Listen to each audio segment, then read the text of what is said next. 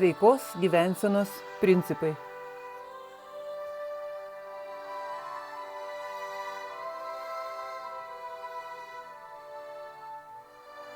Pristato Barbara O'Neill.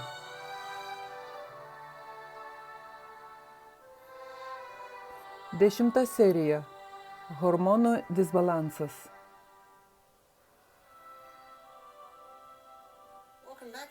Sveiki sugrįžę visi. Dabar pažvelgsime į svarbę temą, kuri dažnai yra trūkstama sveikatos grandis. Man žmonės sako, Barbara, bet aš geriu visą vandenį, kasdien sportuoju, laikausi augalinės dietos, miegu gryname ore, nevartoju jokių stimuliatorių, bet kiekvieną mėnesį, kai prasideda mėnesinės, jaučiu baisius skausmus. Tai man rodo, kad yra problemų su hormonais. Taigi dabar aš pradėsiu nuo to, kad paaiškinsiu kai kuriuos hormoninio disbalanso simptomus. Ir patarlių 11 skyrius, pirma eilutė sako, kad neteisingos svarstyklės pasibjaurėtinos viešpačiui, klaidinga pusiausvėra nėra gerai, o sąžiningas svarstys jam teikia malonumą. Argi mes nesidžiaugiame, kai kūno pusiausvėra yra teisinga? Tai patarlių 11, pirma eilutė. Ir mūsų kūnas veikia pagal tikslę pusiausvėrą. Taigi, ką šiandien darysiu, tai pažiūrėsiu, kaip yra, kai hormonai yra išbalansuoti. Tada pažiūrėsime, kaip kūnas turėtų veikti. Tada pažiūrėsime, ką jis išmeta, nes liga be priežasties neateis. Kažkas nutiko, kad išmuštų tą pusiausvyrą. Ir tada paskutinis dalykas, kurį ketiname pažvelgti, yra tai, kaip sugrąžinti pusiausvyrą, nes to trokšta kūnas ir kūnas sukurtas taip, kad išgytų pats. Todėl mums belieka dirbti su tais procesais. Taigi čia yra keletas hormonų disbalanso simptomų moterims, labai ankstyvos mėnesinės, paprastai nuo 16 iki 18 metų, tačiau dauguma žmonių šiandien apie tai negirdėjo. Pas mus merginoms menstruacijos prasideda 9 ar 10 metų. Matote, čia kažko trūksta, gausios mėnesinės, labai skausmingos mėnesinės, prieš menstruacinę įtampą, stresas ir nerimas tuo mėnesio laiku. Endometriozė. Klaidžioja per daug gimtos gleivinės, o kai moteris serga endometriozę, ji turi baisų skausmą tą savaitę, kai jai prasideda mėnesinės ir aš jums parodysiu, kodėl taip yra. Miomos gimtoje, cistos ant kiaušidžių, policistinių kiaušidžių sindromas, gimdos kaklelio vėžys, gimdos vėžys, krūties vėžys, skydliaukės problemos, depresija. Tai yra keletas moterų hormoninio disbalanso simptomų.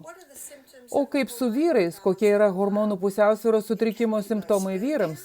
Tai gali būti mažas spermatozoidų skaičius, tai gali būti nesugebėjimas išlaikyti erekcijos, tai gali būti prostatos problemos, tai gali būti per daug moteriško hormono, dėl kurio vyras tampa moteriškas, o per daug vyriško hormono moteryje gali sukelti jai vyriškumą. Taigi, ką aš dabar darysiu, tai parodysiu, kaip ciklas turėtų veikti. Bet pirmiausia, leiskite supažindinti jūs su hormonais, kurie yra atsakingi. Atkreipkite dėmesį, iš ko gaminami mūsų lytiniai hormonai? Iš cholesterolio. Daktaras Makolmas Kendrikas savo knygoje Didžioji cholesterolio apgaulė pasakė štai ką. Pirmą kartą normalus kiekis normalios gyvybiškai svarbios organizmo medžiagos vadinama liga. Matote, kodėl aš tai įsiminiau? Gerai pasakyta. Jei mes neturime pakankamai cholesterolio, tai sutrikdys mūsų hormonų veiklą. Mūsų hormonai negali būti tinkamai pagaminti. Iš cholesterolio organizmas gamina pregnenoloną, o iš pregnenolono organizmas gamina progesteroną. Progesteronas yra pagrindinis hormonas ir iš progesterono gaminamas estrogenas, iš progesterono gaminamas testosteronas, iš progesterono gaminami antinkščių hormonai. Tai paaiškina, kodėl aš tai vadinu pagrindiniu hormonu. Progesteronas yra kitų hormonų pirmtakas. Leiskite man paaiškinti mėnesio ciklą.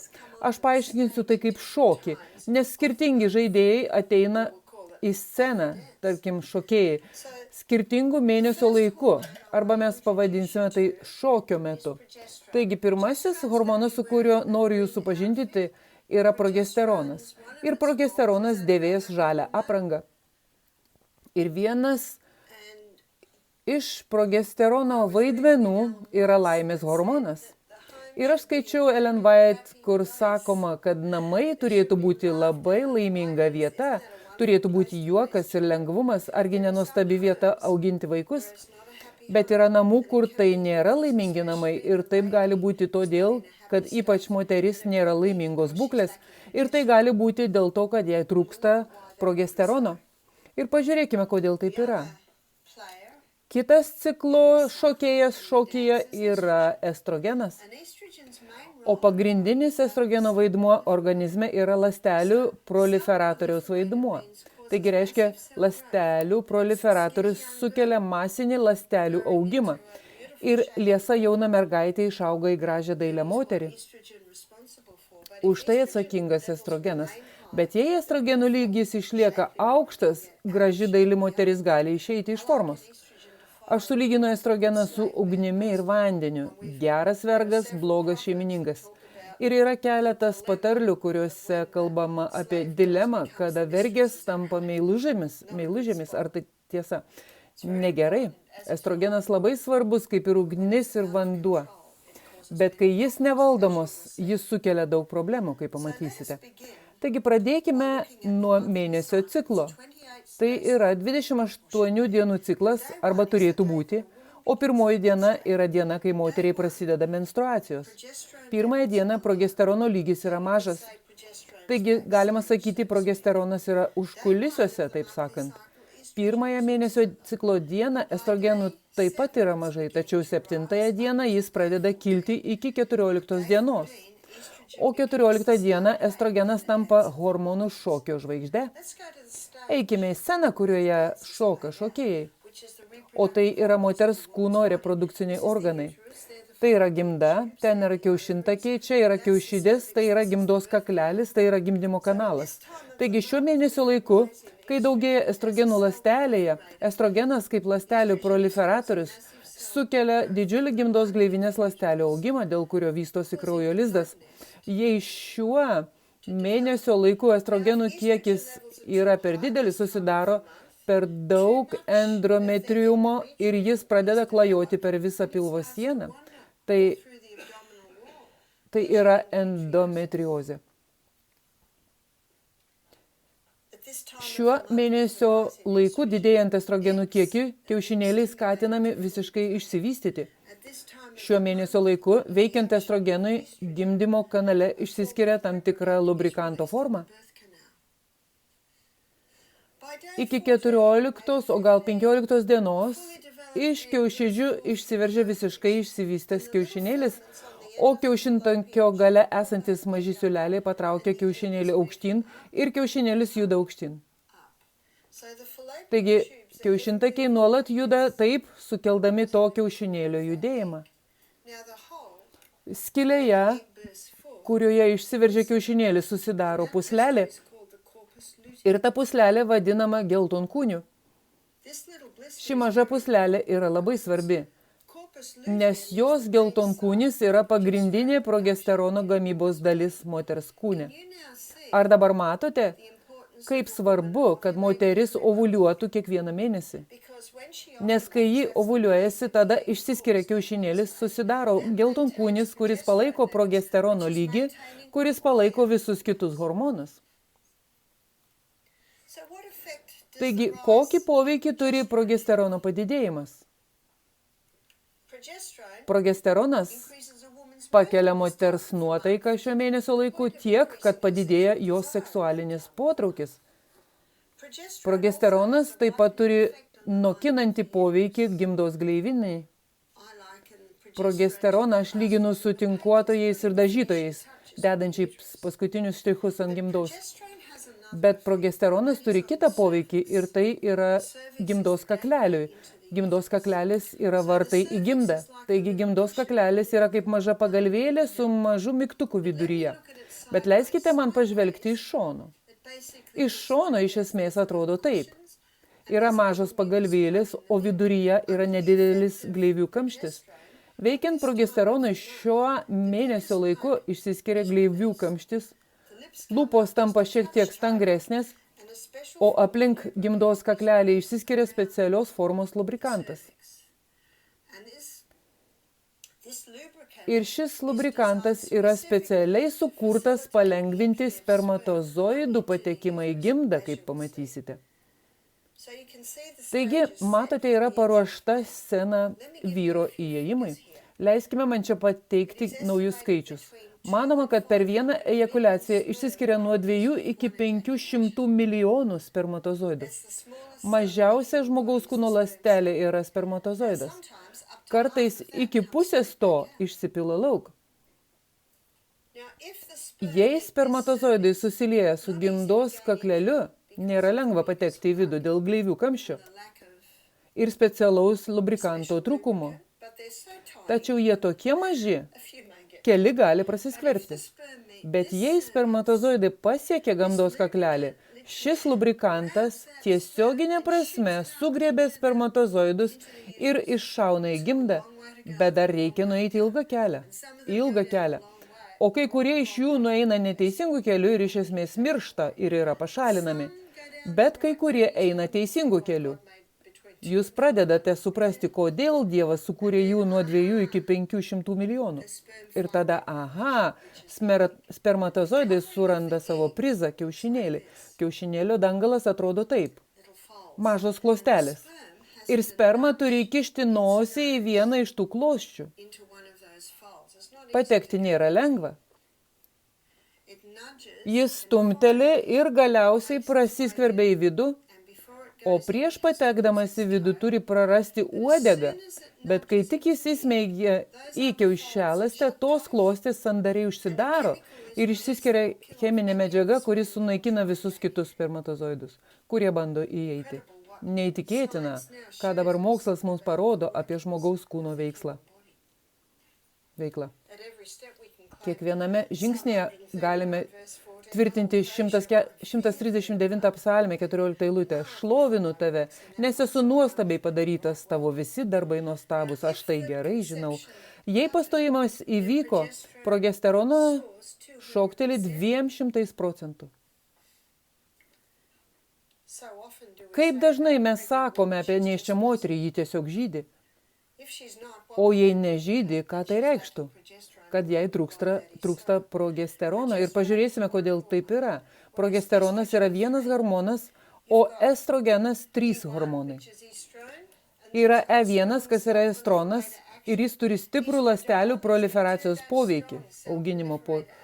Estradialas E2, tai yra stiprus ląstelių proliferacijos veiksnys, tačiau estrialas E3 yra subtilus estrogenas. Todėl nėštumo metu padidėjo jo lygis. Taigi, kas atsitinka, jei pastojimais neįvyko? Tada iki 26 dienos progesterono kiekis sumažėja. 26 dieną sumažėja estrogenų kiekis, kuris jau pradėjo kristi, o kai nukrenta abu hormonai, nutrūksta kraujo tiekimas į gimdą, o kai nutrūksta kraujo tiekimas į gimdą, tada kraujo lizdas nukrenta ir mes vėl esame pirmoje mėnesio ciklo dienoje. Taip tai veikia ir taip turi atrodyti. Deja, šiandien daugeliu moterų tai neatrodo taip.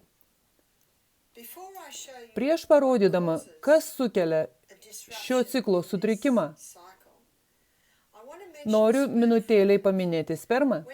Kai sperma patenka į moters organizmą, tai ateivis. Taigi jos imuninė sistema pakyla atakuoti.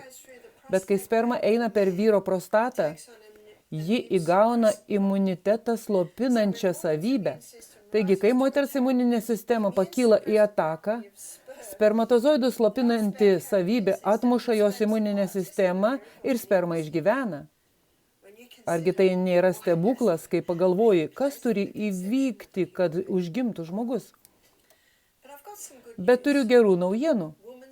Moters kūnas turi atmintį ir kiekvieną kartą, kai ją patenka jos vyro sperma, Jos imuninė sistema pakyla pulti ir sako, o, tai vyras.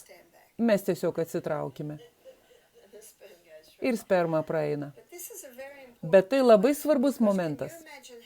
Nes ar įsivaizduojate, kaip tai pavojinga moteriai, kuri turi kelis partnerius?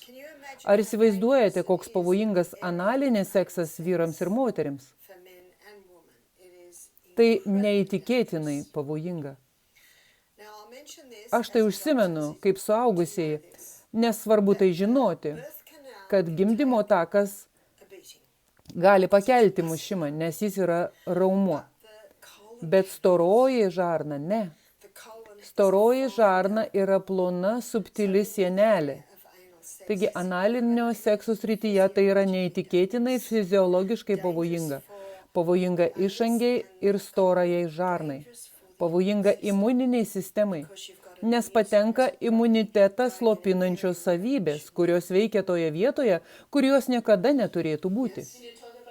Prašau, taip. Ar jūs kalbate apie kelis partnerius vienu etapu, ar kalbate apie visus metus? Aš kalbu apie daugelį partnerių per didelį laikotarpį. Taip. Taigi, kiek Dievas mums norėjo, kad turėtume? Vieną partnerį. Tai yra teisinga. Ir jūs matote, kad Dievo planas yra geriausias planas. Bet šiandien Australijoje ir aš žinau amerikietiškus filmus, manau, visur seksas beveik vaizduojamas kaip sportas. Ir žinote, moteris ir vyras išeina išgerti, o paskui kartu gulasi į lovą, o kitą savaitgalį tai bus kitas partneris. Taigi, žinote, aš taip pat turiu tai omenyje. Taigi, kas sukelia sutrikimą? Numeris 1. 1957 metais pirmosios kontraceptinės tabletės buvo pristatytos moterims. Tačiau vyrai ir moteris mokėjo, moka ir mokės labai didelę kainą už šią vadinamąją seksualinę laisvę. Jos buvo įvestos, nes moteris norėjo turėti galimybę mylėtis nepastodamos. Kas yra tabletė? Norėdami suprasti, kodėl tai pavojinga, turime žinoti, kas tai yra. Farmacijos kompanijos augina hektarų ir hektarų meksikietiško laukinio jamo. O šiame laukinėme jame yra augalinės cheminės medžiagos vadinamos diosgeninu. O laboratorijoje diosgeninas gali būti paverstas progesteronu. Jis vadinamas progesteronu, nes turi identišką molekulinę struktūrą kaip progesteronas, kurį turi mūsų organizmas. Bet farmacijos įmonė negali tame piešti. Jie gali piešti tik ką nors naują. Štai kodėl jie nemėgsta natrio bikarbonato, jie negali jame piešti. Taigi jie prideda dar kelis atomus į vieną sritį ir sugalvoja sintetinį estrogeną. Ir tai buvo 80-ųjų pabaigoje, 90-ųjų pradžioje buvo pripažinta, kad tiesus estrogenas sukėlė tiek daug problemų moterims. Todėl jie turėjo pradėti dėti į tabletės progesterono, kad sumažintų problemas kylančias dėl tiesioginio estrogeno. Australijos sveikatos departamentas, ir tai buvo prieš 15 metų, pareiškė, kad estrogenas yra žinomas žmogaus kancerogenas. Ar matote, tai sukelia didžiulį ląstelių augimą. Taigi jie pridėjo dar kelis atomus kitoje srityje ir sugalvojo sintetinį progesteroną. Ir jis vadinamas ne progesteronas, jis vadinamas progestinu arba progestonu. Ar jis padėjo? Ne, nes dabar jis blokuoja progesterono receptorių pusę, taigi tikrai nieko nepadėjo. Ir daugelis moterų, kurios paauglystėje vartojo tabletės, aš pastoju labai greitai. Todėl aš ir mano visos draugės vartojome tabletės. Visos, kurias pažinojau, vartojo tabletės. Taigi, kada tai buvo? Tai 70-ųjų pradžia. Mes net negalvojame apie tai. Mes net neklausinėjome. Prašau, klausinėkite, kvestionuoti viską. Nes visai nemanėme, kad yra pavojus. Daugeliui tų moterų dabar vyksta menopauzė, o kai kurios moteris pasakė, oi, bet Barbara, tai buvo prieš 30 metų. Tai tiesa, balansas buvo išmestas prieš 30 metų ir vis dar yra išmestas. Iš kur mes žinome? Nes tos moterys išgyvena menopauzę ir jas ištinka karščio bangos. Kas yra karščio bangos? Per daug estrogeno, tai kapiliarų išsiplėtimas, per kurias kraujas veržiasi į odą. Vyras tai žino, nes vidury nakties visas antklodės nusimeta ir vėl užsivelkamos, svorio padidėjimas, ypač šioje srityje. Negali miegoti naktimis, depresija, skydliaukės problemos, didelis estrogenų kiekis priešinasi skydliaukės veiklai. Progesteronas skatina kaulų formavimosi ląsteles, osteoporozę. Ar matote visas šis sritis? Elaine Hollingsworth, sveikatos rašytoja Australijoje, ji parašė knygą, kaip panaikinti ligų pramonę. Ji tai vadina masinėmis milijonų moterų žudynėmis. Už to slypi didysis apgavikas. Aš manau, kad dauguma gydytojų daro geriausia, ką išmano. Manau, kad dauguma gydytojų yra sąžiningi ir ištikimi savo profesijai. Bet aš netikiu farmacijos kompanijomis. Ir jos yra, kas tai sugalvojo. Taigi mes turime moterį, kurią kamuoja karščio bangos.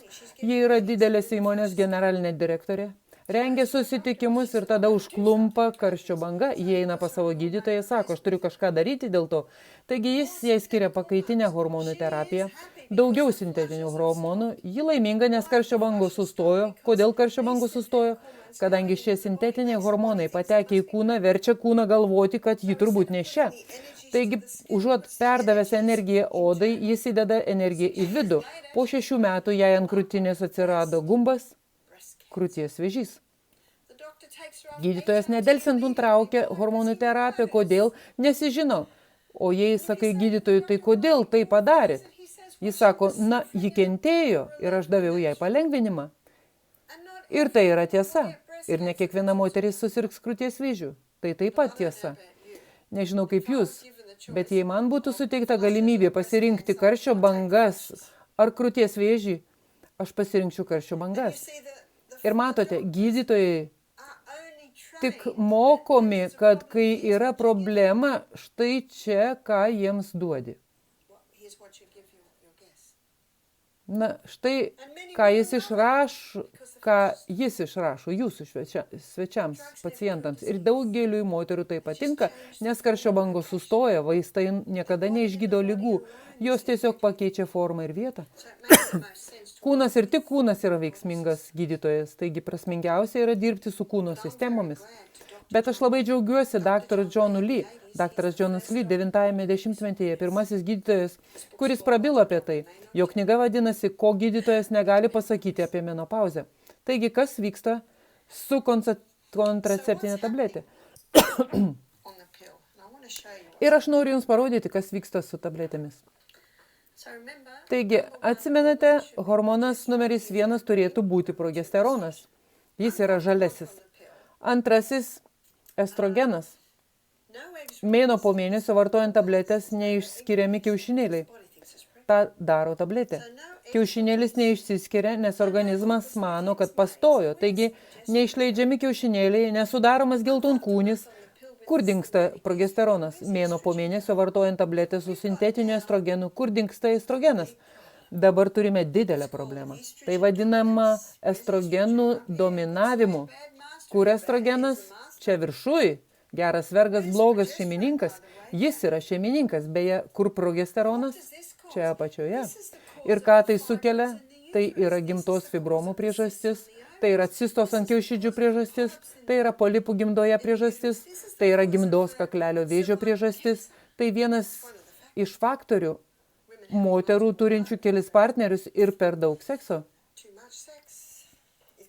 Tai tikrai gali susilpninti gimdos kaklelį, kai jie taip pat pažeidžia visus dėsnius. Ar matote, kad yra tam tikrų veiksnių? Didelis estrogeno kiekis, dėl kurio per daug endometriumo. Štai prašau endometriozė. Ir kiekvieną mėnesį, kai lygis krenta ir gimda kraujuoja, Visos tos kišenės kraujuoja, tai sukelia nepakeliamą skausmą, nes mūsų kraujas neturi kur dingti.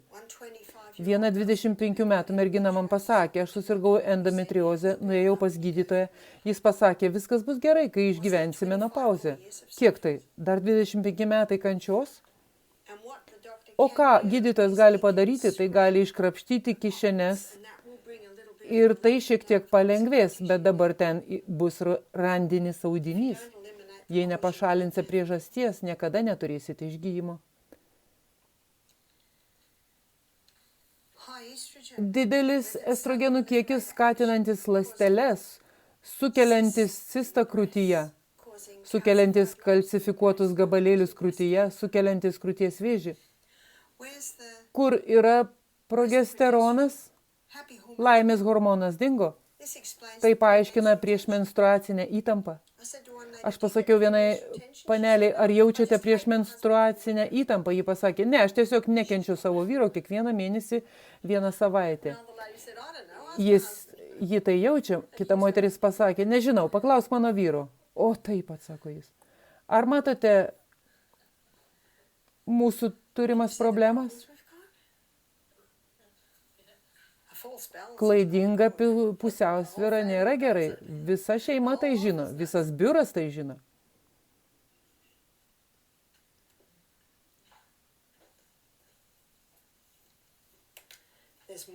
Yra ir daugiau. Nes yra žmonių, kurie niekada nevartojo tablečių. Jų mama niekada nevartojo. Ir beje, jei moteris vartoja tabletės, todėl, kai ji jau pagimdo savo vaikus, tiek berniukas, tiek mergaitė, abu turės harmoninį disbalansą. Antra, kas lemia, kad viščiukas visiškai išsivysto per 5 savaitės? Augimo stimuliatoriai. Dabar draudžiama duoti viščiukams augimo stimuliatorių, todėl jie genetiškai modifikavo viščiukus, kad gamintų daugiau estrogenų. Štai kodėl, jei kas nori valgyti kiaušinius ir nori savo viščiukų, sakau, žinai, tu beveik turi eiti pas 100-metį vyrą, kuris turi viščiukus, kokius turėjo jo tėvas ir jo tėvo tėvas. Mes turėjome galvijų augintojo žmoną, kuri atliko mūsų programą. Ji pasakė, žinote, farmacijos įmonė kas mėnesį beldžiasi į mūsų duris, stumdama augimą stimuliuojančius vaistus ir jie sako, jei tokiu tai metu juos nutrauksite, kraujo tyrimas jų nepastebės. Bet kur jie yra? Visa tai audiniuose. Ar žinote, Biblija sako, kad visa kūrinija dejuoja po nuodėmės prakeikimu. Ir Elena White sako, kad ateis laikas, kai mėsa ir pieno produktai nebus tinkami vartoti. Ir aš tikiuosi, kad mano iliustracija apie daktarą Atkinsą neprivertė jūsų galvoti, kad aš manau, kad mėsa ir pieno produktai yra gerai. Ne. Jie nėra saugus dėl daugelio priežasčių. Ir aš labai vertinu Kinijos tyrimą, kuriame Colin Campbellas labai aiškiai parodė, ką mėsa ir pieno produktai daro. Taigi, jei stimuliantų yra mėsoje, tai yra ir gaminyje. Jei vištienoje, tai kiaušinyje. Taigi, ką iš tikrųjų turėčiau pasakyti, jie yra gaminyje. Tiesą sakant, viena iš blogiausių yra vištiena. Ir kiek žmonių mano, kad balta mėsa yra saugesnė nei raudona? Ne. Namuose turiu vienos gydytojos knygą ir ji tvirtina, kad beveik kiekvienas vėžys gali būti priskirtas vištienai. Ir ką jie daro šiandieną su vištomis? Nežinau kaip čia, bet Australijoje net negalite patekti į vištų fermą maždaug 2 km atstumu dėl smarvės. Ir jie visi yra mažuose narveliuose ir neturi jokių žalumynų. Taip? Taigi jūs sakote, jei turite savo viščiukus, tai tas pats, nes tai perduodama genais. Žinote, tai gali būti, štai kodėl jūs tikrai turite gauti sveikus viščiukus. Ir jei jums patinka viščiukai ir kiaušiniai, tuomet turite gauti sveikų viščiukų ir įsitikinkite, kad jie gaus ekologiškų grūdų. Turite įsitikinti, kad jie turi žalumynų ir panašiai ir taip toliau. Taigi, jei jo yra mėsoje, tai yra ir gaminyje. O kaip su žuvimi? 80% moterų vartojančių tabletės arba pakaitinę hormonų terapiją, o nuotekos išeina į jūrą, žuvis maitinasi nuotekomis, kai kurie žuvų augintojai pastebi, kad jų žuvis nebesidaugina, arba jie randa žuvų patinus su moteriškomis tendencijomis ir atvirkščiai. Bet žuvis nėra maisto grandinės pabaiga, ar ne? Žmogus valgo žuvį. Štai kodėl medicinos misionierių žinia parodo žmonėms augalinės dietos pranašumą. Yra ir dar daugiau – plastikas. Tikiuosi, kad nesukelsiu jums streso, ypač moteris, jei daugelyje jūsų pirktų drabužių yra poliesterio, nailono, akrilo. Labai greitai galėsite įsigyti natūralaus pluošto. Bet tai yra prasidedantis veiksnys. Ponios, kaip sunku rasti liemenėlį iš medvilnės. Dauguma liemenėlių yra pagamintos iš nailono. Prieš porą dienų viena moteris man pasakė, mano vyras pasakė, tu turi kuo greičiau eiti ir nusipirkti medvilninės liemenėlės. Tiesiog stebėkite, kokiomis priemonėmis skalbiami jūsų apatiniai, nes jūsų oda pasiims tas cheminės medžiagas. Taigi, plastikai. Plastiko pluoštai yra akrilas, poliesteris ir nailonas. Tai yra 3 tikrai plastikiniai pluoštai. Aš turiu namuose labai gražią suknelę, ji pasiūta iš poliesterio. Ir man ji patinka, bet spėkite ką, ji neliečia mano kūno. Apačioje aš turiu šilkinius apatinius. Jie liečia odą. Būkite atsargus, iš ko gerite. Jums reikia nerūdijančio plieno ar stiklo, arba galite įsigyti kieto plastiko. Ir kietame plastike nėra fenilo. Leiskite man parodyti, ką turiu omeny. Estrogenas savo molekulinėje struktūroje turi fenilo žiedą. Tas fenilo žiedas yra raktas, kuris atrakina duris patekti į ląstelę. Ir dauguma plastikų šiandien turi nonilfenolio, kuris juos minkština. Arba jie turi bisfenolio A. Ir bisfenolio A yra daugelėje plastikinių butelių ir taip pat juo yra išklotos skardinės. Jei matėte, kai ką nors perkate skardinėje, ji turi plastikinį bisfenolio A pamušalą, bet galite įsigyti plastikinių butelių. Jūs tikriausiai matėte mano kietas plastikas, jame nėra bisfenolio. Todėl galite įsigyti kietų plastikų, kuriuose nėra fenolio. Tie plastikai turi fenolio žiedą. Kai aš buvau paauglė, tai buvo apie 60-uosius, mano brolis yra 2 metais vyresnis už mane, būdamas 18 metų jis gavo savo pirmąjį automobilį, tai buvo Zefyra naudota. Ir jis tiesiog mylėjo savo Zefyrą, bet prietaisų skydeliai buvo įtrūkimas. Ar pastebėjote, kad prietaisų skydeliai įtrūkdavo? Dabar skydeliai nebetrukinėjo, o mano brolis turėjo išeiti. Jis uždėjo melsvai mėlynos spalvos kailį. Ir tada karvė sulinguoja čia galvą aukštyn ir žemyn. Tai labai 60-ieji, ar ne? Jie nebetrukinėja. Kodėl? Dėl nonilfenolio. Štai kodėl jei įsigyjate naują automobilį, turite atidaryti duris ir maždaug savaitę leisti saulį ir orų išvedinti. Taip? Mes netiek daug kalbame apie konservus, bet jūs sakote, tai taip pat blogai kaip ir plastikiniai. Ne, tai nėra tai blogai, leiskite man tai pabrėžti. Jei aš keliauju ir esu ištroškusi, nusipirksiu plastikinį butelį vandens ir išgersiu. Ir tada aš jį išmesiu, bet atminkite, tai ne tai, ką darote ar nedarote retkarčiais. Tai darai, ką darote kiekvieną dieną, turi įtakos jūsų kūnui. Mažoje knygelėje Kelias pas Kristų Ellen White sako, kad tai yra lemiamas charakterio veiksnys, charakterio kūrimas.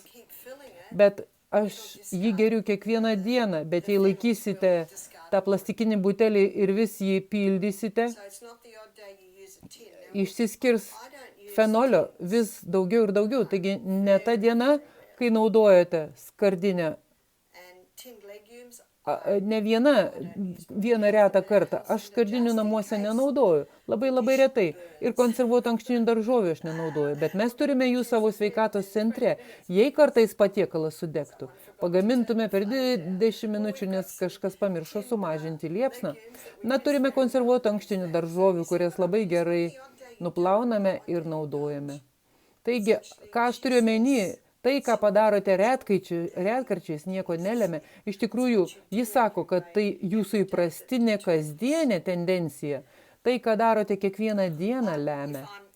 Jei aš valgau restorane ir mano patiekalui reikia druskos, aš įdėsiu natrio chlorido. Bet tai būna retai. Tai labai reta. Taigi atminkite, Tai jūsų įprastas kasdienis polinkis, kuris iš tikrųjų lemia jūsų sveikatą. Taigi šiuose plastikuose yra fenolių, herbicidų ir insekticidų. Blogiausias yra glifosatas, taip pat Roundup.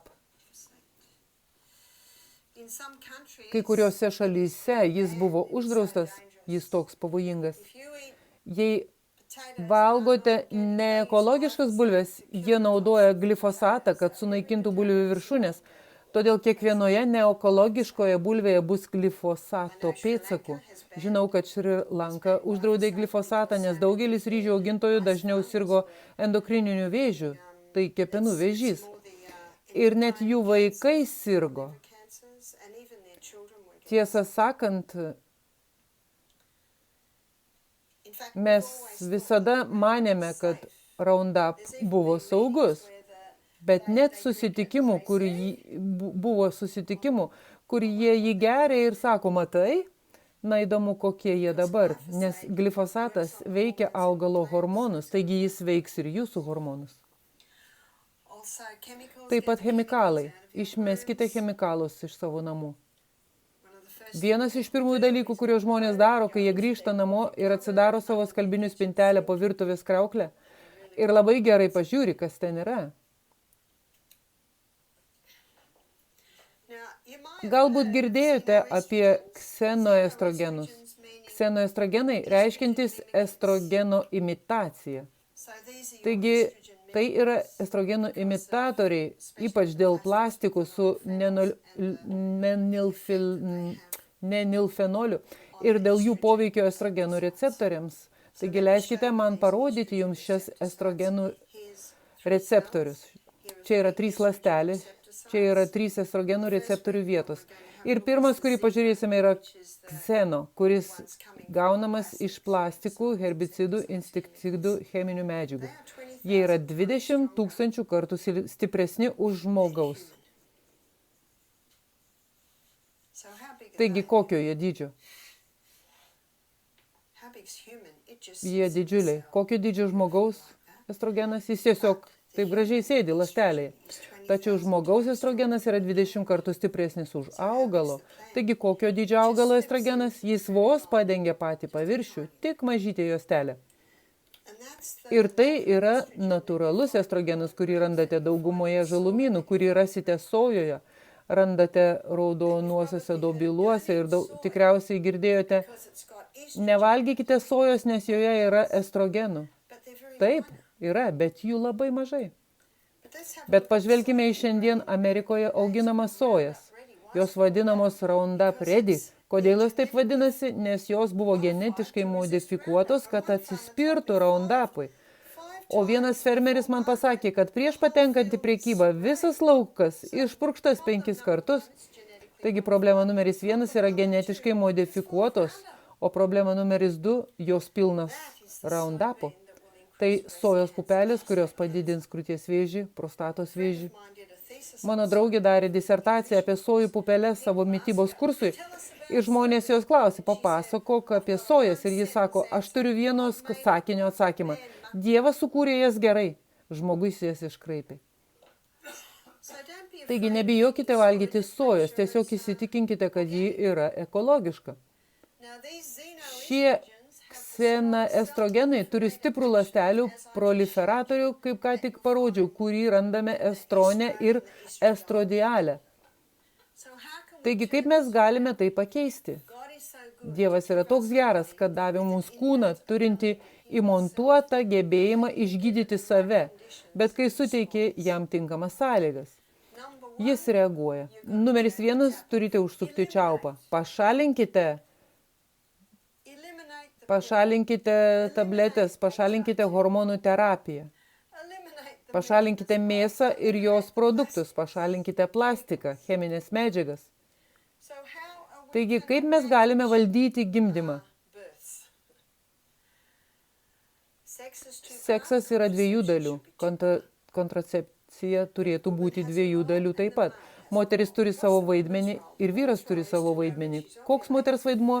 Moters vaidmuo yra žinoti, kada vyksta ovuliacija ir jos kūnas parodys 3 ženklus. Vienas ženklas yra tai, kad ji kiekvieną rytą matuoja temperatūrą ir ją registruoja. Ir ji pamatys, kad jos temperatūra padarys taip. Ji nukris ir pakils į aukštesnę plokštumą. Ir tai yra jo ženklas, kad jai prasidėjo ovuliacija. Ir tai paprastai vyksta apie 14 dieną. Mano dukra Jessica, jai 40, jis sako, mama, pažiūrėk į programėlę mano telefone. Ji man sako, kada esu saugi ar nesaugi, dabar netgi galite gauti programėlę savo telefone.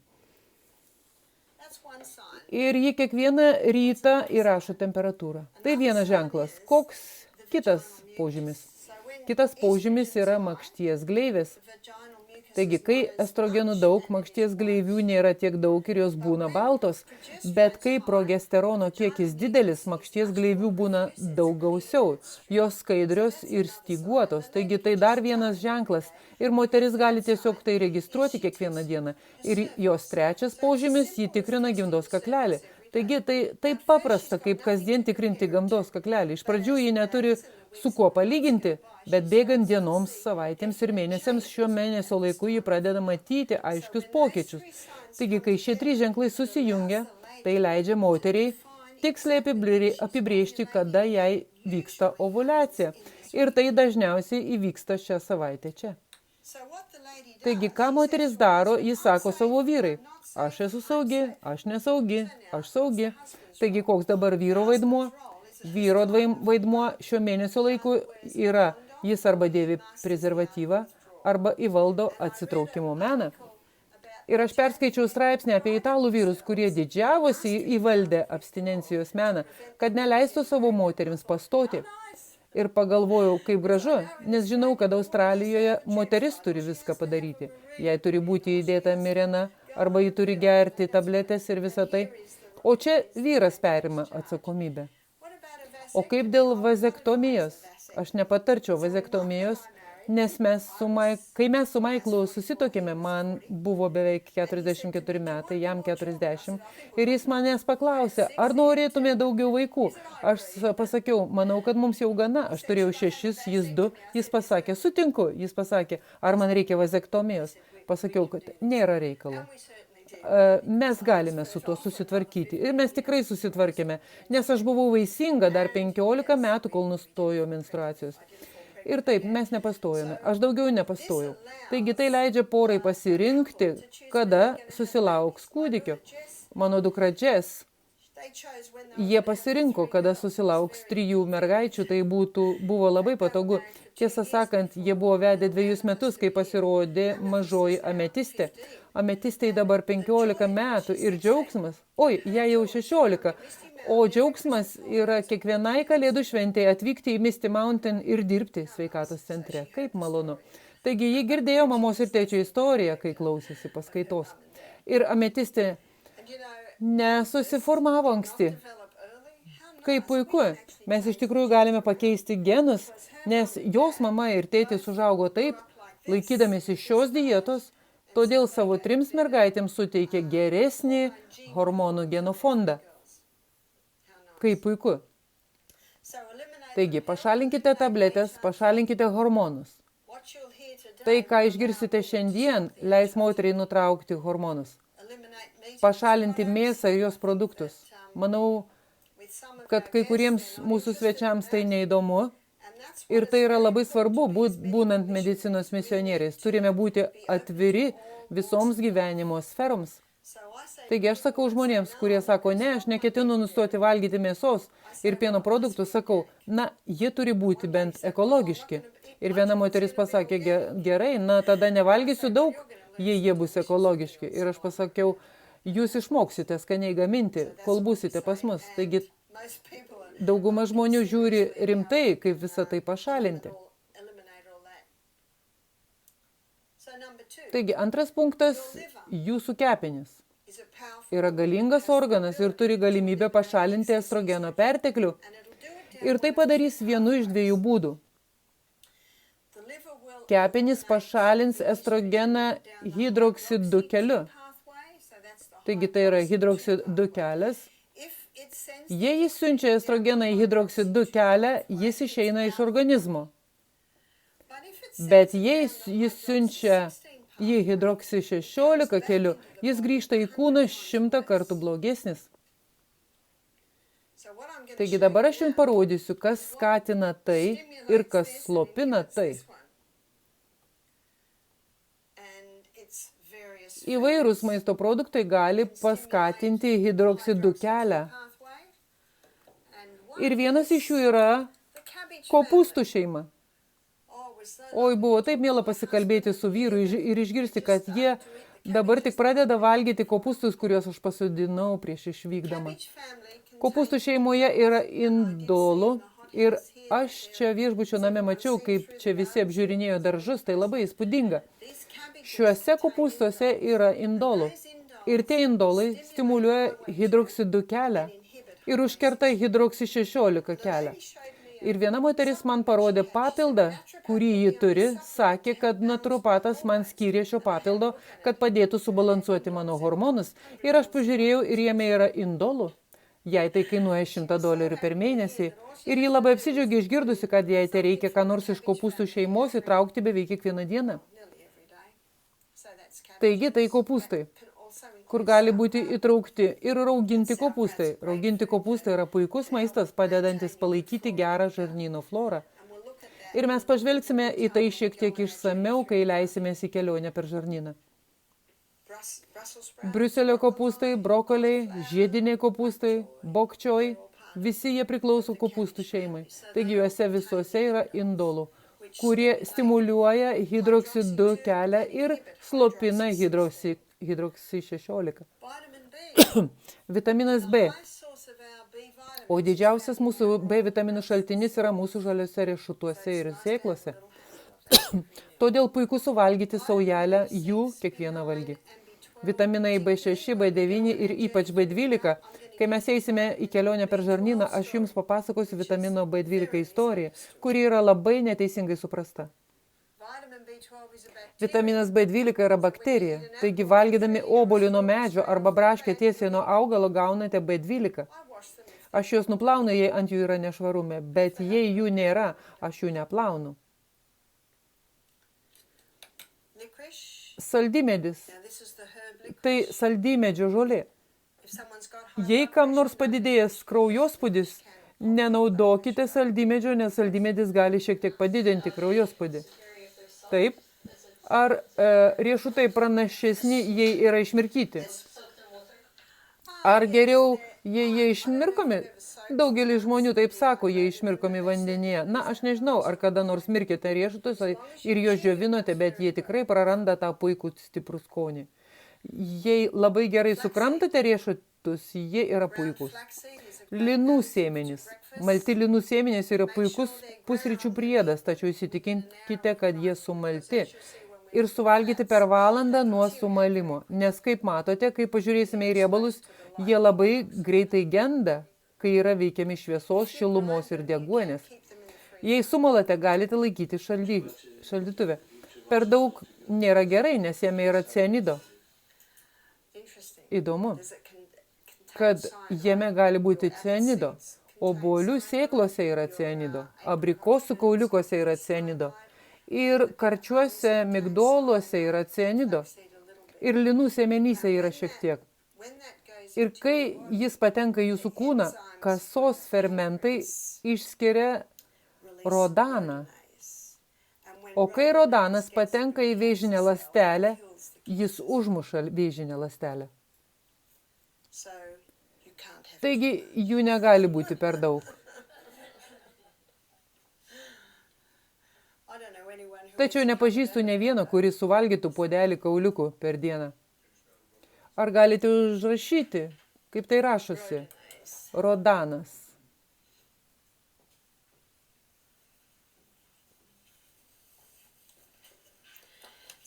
Matote, rodanas yra mitochondrijų fermentas, kuris detoksikuoja cianidą, paversdamas jį triocionatu, bet vėžio ląstelės neturi rodano. Taigi, taip jis gali nužudyti vėžinę ląstelę, bet kai kurie dalykai jūs turite juos valgyti ir turite turėti šiek tiek kasos sulčių likusių po virškinimo. Ir jei žmogus maitinasi labai perdirbtą mėsos dietą, po virškinimo beveik nelieka kasos sulčių.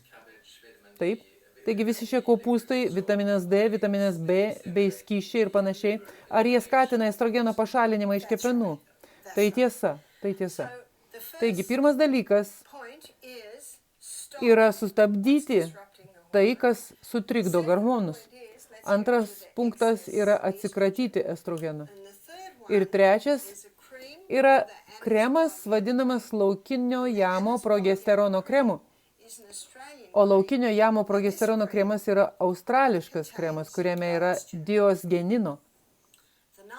Pagrindinis ingredientas yra meksikietiškas laukinis jamas. Antrasis ingredientas yra vitex arba chastberry. Kai šis kremas tepamas ant odos, riebalų ląstelės pasisavina diosgeniną ir stimuliuoja šį kelią, kurį organizmas naudoja progesteronui gaminti. Ir kai padidinate progesteroną, jūs automatiškai kontroliuojate estrogeną. Jei estrogeno kiekis per didelis, jis sumažės. Jei jis per žemas, jis jį iškels.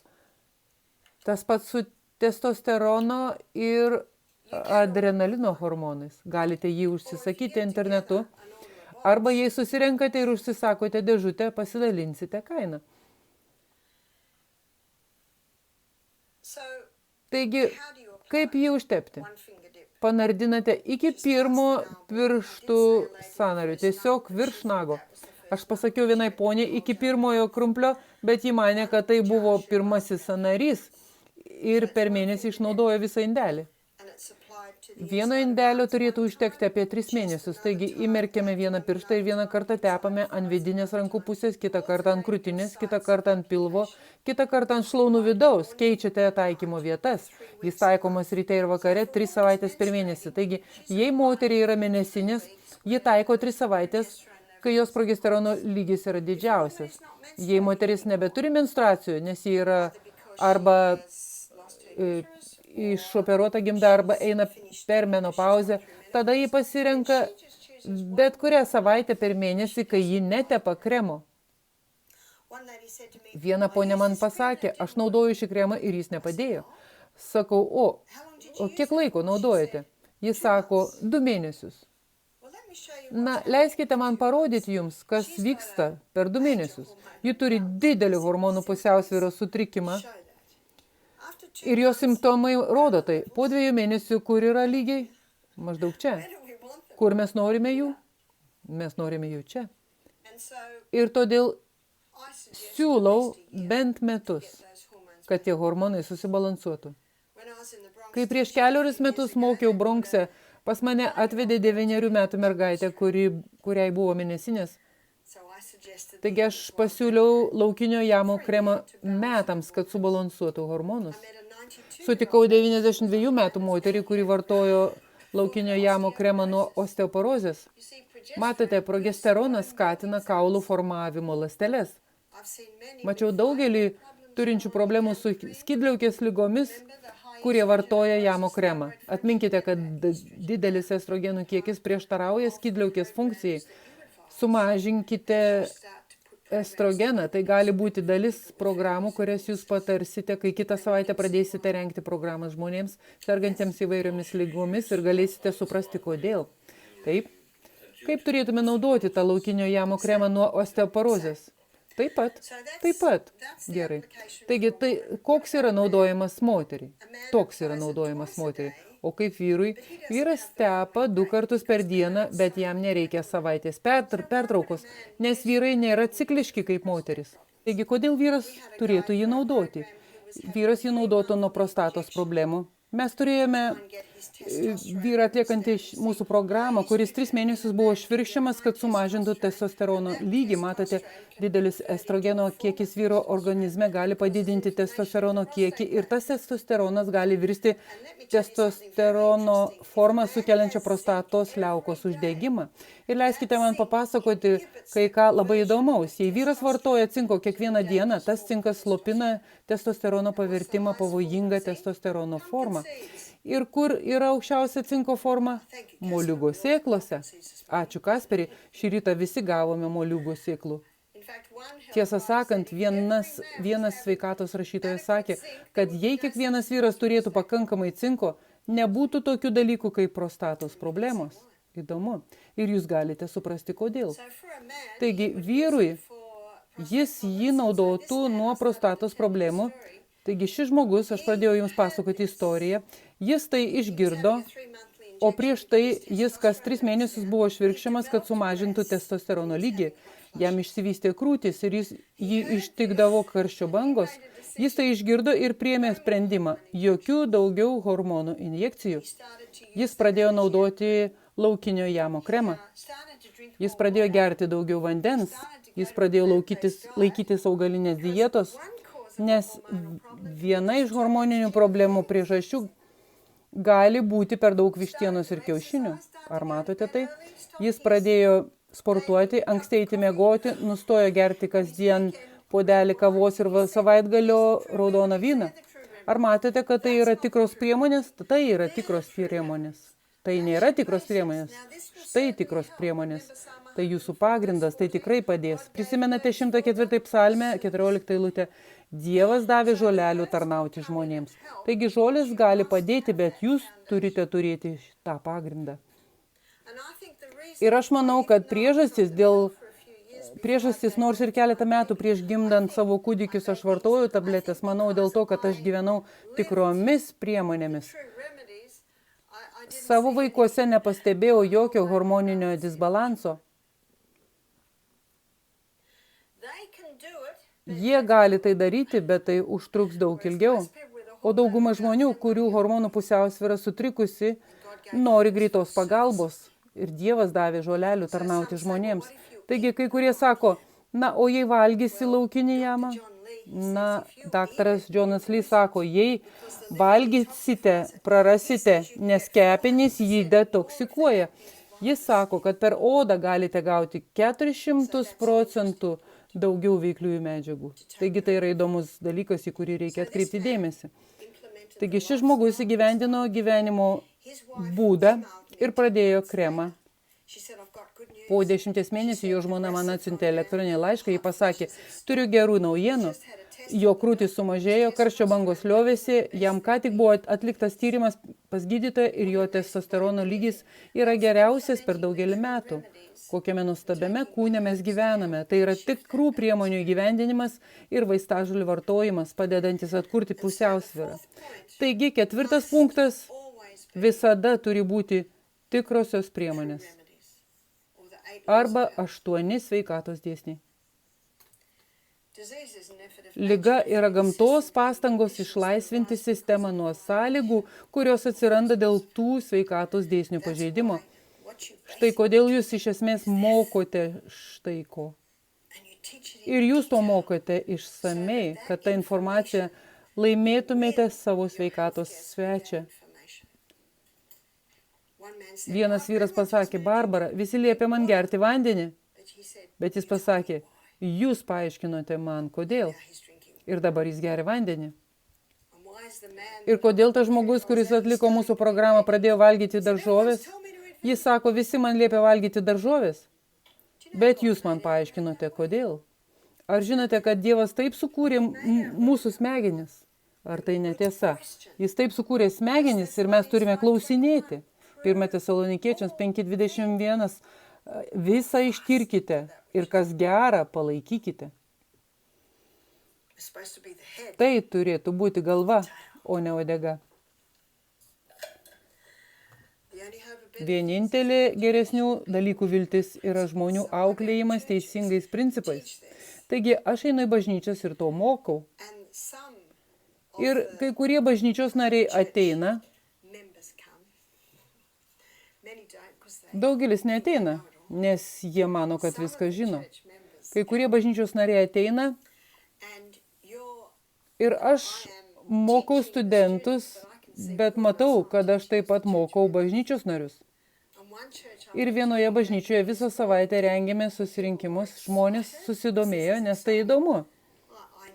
Aš niekada nepavargstu. pristatinėti šios dalykus, nes jie yra įdomus. Ir jie užpildė bažnyčią kiekvieną vakarą. 80 žmonių kiekvieną vakarą. Ir tada mes jiems sakėme visą savaitę, kad šeštadienio rytą aš jums parodysiu, kaip perjungti savo smegenis. Aš jums parodysiu, kaip jūsų smegenis gali tapti protingesnis ir išmintingesnis su amžiumi. Taigi visi susidomėjo ir tada mes sakome, kad tai bus mūsų bažnytinių pamaldų metu. Bus keletas giesmių. Australija yra tokia bedievių tauta, taigi todėl mes tai sakėme. O jie mūsų negirdi. Žinote, ką jie girdi? Noriu perkrūti savo smegenis. Taigi jie ateina ir žinote ką? Kalbėtojas sako, ateikite anksti. Taigi jie ateina anksti ir užima vietas, o tada visi nariai, kurie visą savaitę nebuvo susirinkimus, ateina ir bažnyčia pilna. Taigi mes turime juos pasodinti hole. Ir dar jie niekada nebuvo matę tiek daug žmonių bažnyčioje. Argi tai neįdomu? Kodėl jie atėjo? Nes jūs apeliavote į jų intelektą. Ir pasibaigus pristatymui apie smegenis, daugelis narių žiūri vienas į kitą ir sako, tai buvo įdomu. Ir susitikimas baigtas. Taigi grįžtate kitais metais prie to ir padvigubinate lankytojų skaičių, nes daugelis žmonių tiesiog paragavo šios informacijos. Ir kieno tai informacija? Tai Dievo informacija. Dievo informacija. Taigi, kai yra sveikatos programa Alabamoje ir kita sveikatos programa Denveryje, jie vykdo mūsų Misty Mountain programą. Žinote kodėl? Tai veikia. Ir viena iš mūsų svečių paklausė, ar jūs pardavėt jiems savo programą? Aš pasakiau, ne. Tiesiog daviau jiems. Tai ne mano, kad parduočiau. Nemokamai gavote. Taigi nemokamai ir duokite. Čia yra mūsų pamatas. Mes pastebime, kad tai padeda daugeliui moterų numesti svorio. Nes daugelis moterų, kurios sunkiai numeta svorio, niekada negalės jau numesti, kol jų estrogenų kiekis yra didelis. Ar matote tai? Ir tai padeda joms geriau miegoti naktimis. Matote, yra daug sričių, kuriuose padeda. Matėme, kaip moteris atsisakė antidepresantų, o kai kurie vyrai vartodami jam kremą paskatino laimės hormoną ir jie galėjo atsikratyti antidepresantų. Tai vienas iš vaistų, kurį reikia vartoti labai lėtai. Ar matote, yra tiek daug sričių? Taip. Ar laukinio jamų kremo gali būti per daug? Ne tiek, kad žinočiau, ar gali būti per daug laimės hormono. Nėra toksiškos progesterono dozės, bet tikrai yra toksiška estrogeno dozė. Vienintelį kartą, kai mačiau ilgą laiką, su manimi susisiekė ponia ir pasakė, aš naudoju laukinio jamo kremą 7 metus. Ar tai problema? Ir aš pasakiau, nesu girdėjusi. Ji pasakė, aš taip gerai jaučiuosi jį vartodama, bet daugumai žmonių 1 metai. Kartais 18 mėnesių paprastai užtenka. Jūs paminėjote keletą ligų, kurias galima paaiškinti tuo, žinome kodėl. Ar galite paminėti dar keletą ligų, dėl kurių tai gali būti priežastis? Gerai. Taigi, prisimenate, aš pradėjau su daugybė simptomų prieš menstruacinę įtampą, miomos gimdoje, su miomomis gimdoje ir cistomis ant kiaušidžių ir policistinių kiaušidžių sindromu bei endometriozę. Absoliučiai pirmas dalykas yra sumažinti estrogeną, nes estrogenas ir labai tai svarbu paaiškinti žmonėms. Jis maitina miomą, jis maitina cistą, jis maitina endometriozę. Nes kas tai yra? Tai ląstelių proliferatorius. Ir tuo pat metu ant pilvo dėti ricinos aliejaus kompresus. Šią popietę mes darysime kompresus ir aš tai paaiškinsiu. Taip. Jei kas nors nevartoja tablečių vegetaras, ar gali tai sukelti plastikas? Tikrai taip. Taigi kai kuriems žmonėms tai yra šiek tiek viso to. Ir aš sutikau kai kurių žmonių laikančiųsi augalinės kilmės dietos, kurie niekada nevalgė mėsos, niekada nevartojo tablečių ir jiems buvo didžiuliai hormonų pusiausvyros sutrikimai. Taigi, tada eini prie plastikų. Tada tie plastiko pluoštai tikrai gali sukelti tas ligas. Jie tikrai gali tai padaryti. Yra dar vienas, ir aš dažniausiai to neminiu, bet dabar paminėsiu, nes jūs esate studentai. Zearalenonas. Zearalenonas yra pelėsių atliekos. Ir zearalenonas dažniausiai yra grūduose.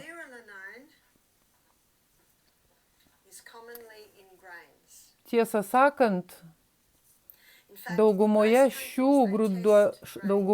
šalių grūduose tyriamas zearalenono kiekis ir zearalenonas turi estrogeninį poveikį. Australijoje jie tikrina zearalenono kiekį, bet niekada nebus nulinio zearalenono. Žinote, kaip jie sako? Jie mano, kad toks lygis yra saugus, o toks ne. Ir Australija augina daug kviečių. Mes auginame kalnus kviečių ir laikome juos dideliuose silosose. Ir būna šaltas rytas ir karšta saulėta diena. Kas vyksta saugyklose? Tai pelėsių atliekos, tas zearalenonas. Priežastis, dėl kurios aš tai paminėjau dabar, yra estrogeninis efektas. Taigi žmonėms, kurie valgo dribsnius ir skrudintą duoną, sumuštinius pusryčiam, pietų makaronus, prie arbatos sausainių, pyragą priešpiečiams ir pavakariams, yra angliavandenių perteklius, bet tai yra vienos rūšies grūdų perteklius. Kas tai? Kviečiai. Bet tai tik ant kviečių ar ant viso kito? Tai daugiausia ant kviečių. Jie tyria kviečius, nes mes auginame tiek daug kviečių, auginame tonas kviečių, nes australai valgo tiek daug kviečių. Eini į konditerijos parduotuvę, iš kokių grūdų viskas pagaminta iš kviečių. Kodėl jūs nepaminėjote jų anksčiau, kaip kitų faktorių? Nes aš gilinuosi su jumis daug giliau, nes jūs esate mokytojai. O dažniausiai aš neminiu, nes tiesiog neturiu laiko. Ir aš taip džiaugiuosi šią mokyklą, nes galiu eiti daug giliau. O kai mokini, nugriebi nuo viršaus, bet aš jūs mokau daug giliau. Taigi, ar matote, kad daug angliavandenių ir kviečių dieta taip pat gali prisidėti prie to? 9-ame dešimtmetyje Meksikoje jie naudojo kaip augimo stimuliatorių zearalolą, kuris yra anabolinis agentas pagamintas iš zearalenono. Ir jie nustatė, kad moterys nėštumo metu valgė mėsą, kuriai buvo duodama zearalolio kaip augimo stimuliatorius. Ir moterys ją valgė nėštumo metu, jų vaikų, berniukų sėklidės, nebuvo tinkamai išsivyščiusios. Jų varpa vystėsi netinkamai, visiems vaikams šios reprodukcinės problemos prasidėjo 5, 6, 7 metų. Ir jie nustatė, kad zearalolis, anabolinė medžiaga, kuri buvo duodama mėsai, pagaminta iš zearalenono, nes zearalenonas turi estrogeninį poveikį.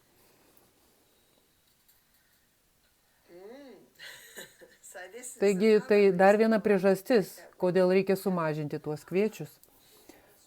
Ar kviečiai gali turėti estrogeninį poveikį? Ne. Na, augalai turi, bet aš jums parodžiau, augalai turi labai žemą kiekį.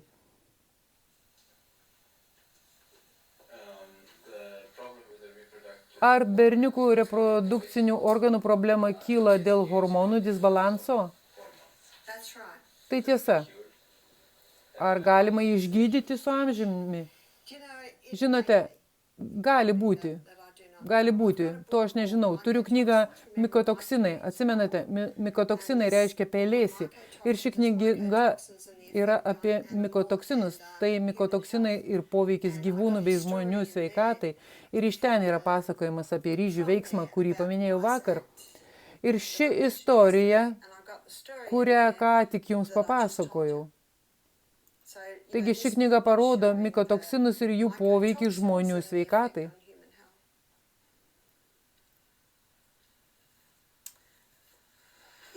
Taip. Vietoj kviečių ar galime naudoti linų sėmenis? Sumaltų, šiek tiek papildyti hormonų. Atsiprašau, galite pakartoti klausimą? Linų sėmenis. Taip, jūs sakot, kad geriausia, kai juos malame, tiesa, bet yra žmonių, kurie kaip aš sunku virškinti kai kurių rūšių maistą, kuris toks kietas.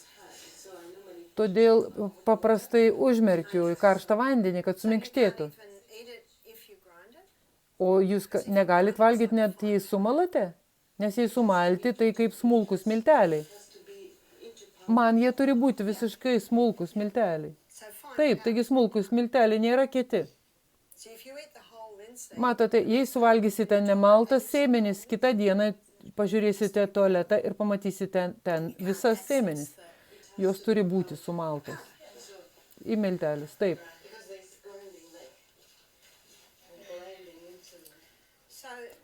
Taigi, jei mergaitė mėnesinės prasideda labai jauname amžiuje, taip, jamo kremas. Jei ji turi prieš menstruacinę įtampą, taip, jamo kremas.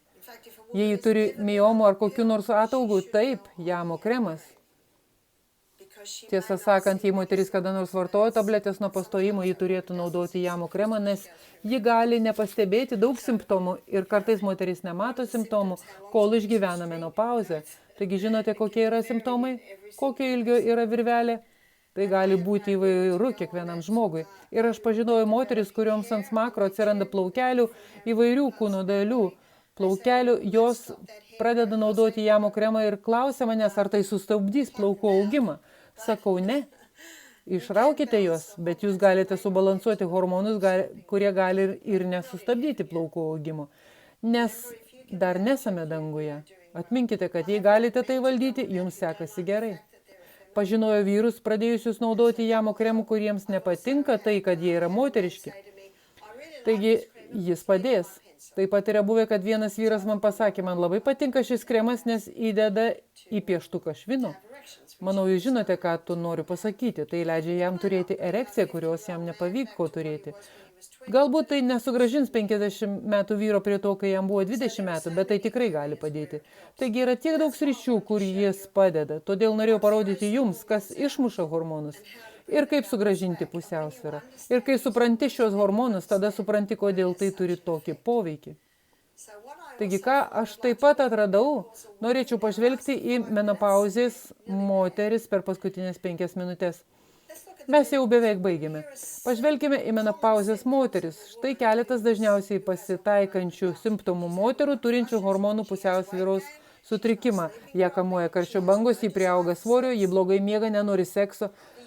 Jamo kremas gali padėti su visa tuo, absoliučiai. Bet kita problema, su kuria ji susiduria labai sunkiai, kad seksas yra skausmingas.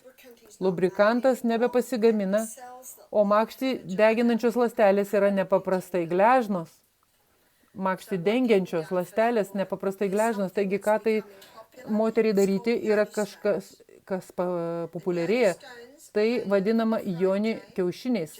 Joni akmenys pagaminti iš nefrito, kvarco. Jie yra kaip žalias marmuras ir buvo sukurti kinų dinastijoje, kad padėtų jaunoms sugulovėms būti seksualiai tonizuotomis imperatoriui. Taigi, kodėl jie šiandien padeda moterims? Na, leiskite man pasakyti, kodėl. Taigi, leiskite man nupiešti akmenis čia. Čia yra didžiausias akmuo ir jie atrodo kaip kiaušinis. Čia yra antras pagal dydį akmuo, tarkime, vidutinio dydžio akmuo, o čia yra mažiausias akmuo. Ir jų apačioje yra 2 mažos skylutės, kuriuose galima įverti dantų siūlo, kad būtų lengviau ištraukti. Ką moteris daro? Ji paima didžiausią akmenį, įkiša jį tol, kol jis paliečia gimdos kaklelį. Ji net nejaus, kad jis yra ten. Ir ji nešioja jį 1 valandą per pirmą savaitę. 2 valandas per dieną antrą savaitę, 3 valandas per dieną trečią savaitę, 4 valandas per dieną 4 savaitę, 5 valandas per dieną 5 savaitę. O tada jį toliau nešioja akmenį 5 valandas per dieną, tarkime 6 mėnesius. Per tą laiką jos dubens diržas yra stiprus ir ji gali pereiti prie vidutinio dydžio akmens. Ir ji gali nešioti jį 5 valandas per dieną 6 mėnesius. Ir tada eiti prie dar mažesnio akmens. Taigi, leiskite man nupiešti dubens juostą ir parodyti jums, kodėl tai taip svarbu ir kodėl tai padeda moterims. Taigi, dubens diržas ištempkime dubens juostą ir čia yra bamba, čia yra uodegikaulis, čia yra šlaplė, čia makštis, o čia išangė. O ši dubens juosta yra raumenų sistema. Tai tiesiog vien raumenys. Bet aplink šias sritis raumenys yra tokie. Taigi visa tai yra raumenys. Ir kai moteris laiko tą akmenį, raumenys jį laiko ir raumenys yra kaip ir bet kuris raumuo. Kai pradedi juos treniruoti, padidini kraujo tiekimą ten. O kai ten padidini kraujo tiekimą, tas kraujo tiekimas, pamenate, yra kūno gyvybė. Kai pagausėja kraujo tiekimas, toje srityje padaugėja deguonės, padidėja mityba, padaugėja vandens, padaugėja atliekų išvalymas. Ir tas kraujo tiekimas maitina liaukas, kurios tiekia lubrikantą, maitina ląsteles, kuriomis išklota makštis. Ir po 3 mėnesių moteris man sako, labai ačiū, Barbara, seksas nebėra skausmingas. Ląstelės, kuriomis išklota makštis, nebėra itin jautrios ir lubrikantas grįžo. Ar matote, kodėl jie populiarėja? Viena ponia, kuriai buvo 70 metų, išgirdo apie juos, ji nusipirko jonį akmenis ir man pasakė, aš įdėjau didžiausią akmenį ir jis iškart iškrito. Ką jums tai sako? Ji visai neturi raumenų tonuso. Ji pasakė, ką man daryti. Pasakiau, šokinėkite ant batuto. Užlipti ant batuto 3 minutės 3 kartus per dieną. Ir tai šiek tiek sustiprins dubens diržą. Tiek, kad jis bus pakankamai stiprus, kad galėtų išlaikyti akmenį. Taigi, kodėl ji norėtų jonį akmens? Jei jau 70 metų ir seksas nebėra svarbi jų santykių dalis. Jai buvo šlapimo nelaikymas. Taigi, kai stiprinate dubens juostą, automatiškai sustiprinate šlaplės raumenį, sustiprinate išangės raumenį, sustiprinate visą tą sritį. Raumuo nesensta. Ir pas mane atėjusios ponios pasakė, man yra prolapsas. Kas yra prolapsas? Tada, kai gimda nukrenta iki pat makšties angos, galite įsivaizduoti, kaip tai nepatogu. Ir toms ponioms abiem buvo atlikta operacija. Gydytojas sakė, kad gali susiūti, bet jis turėjo įdėti tinklelį. Tinklelis neveikė, todėl dabar joms yra prolapsas su tinkleliu. Ir jos laukia, kol atsiras laisva vieta ligoninėje, kad būtų pašalinta visa gimda. Ir tada jos išgirdo šią paskaitą ir pasakė, jei tik būtume žinoję. Taigi, kodėl gydytojas naudoja tinklelį? Tai ne jo kaltė, nes raumenys neturi tonuso. Jis negali jų susiūti, nes juose nėra tonuso. Mūsų pareiga, kad mūsų kūnas būtų sportiškas, stiprus, gerai maitinamas.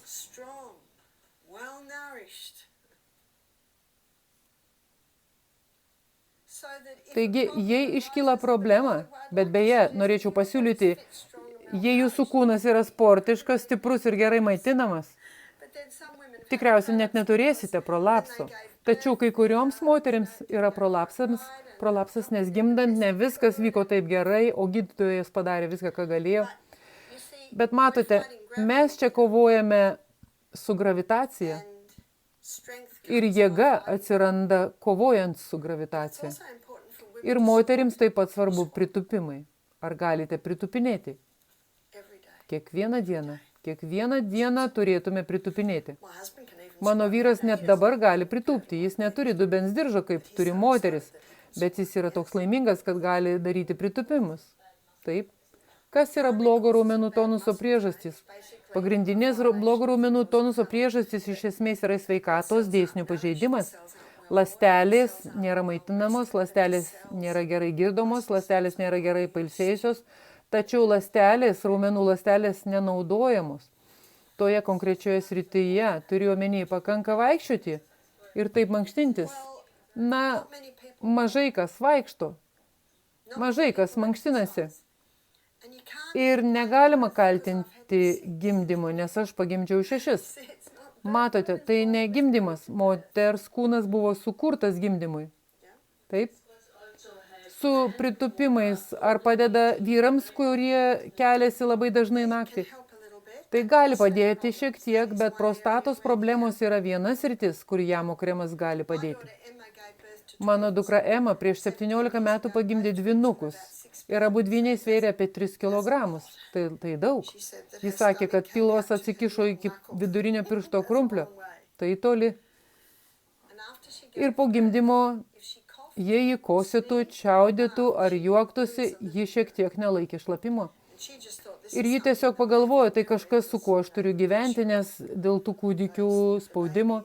Ir tada ji išgirdo apie jonį kiaušinius.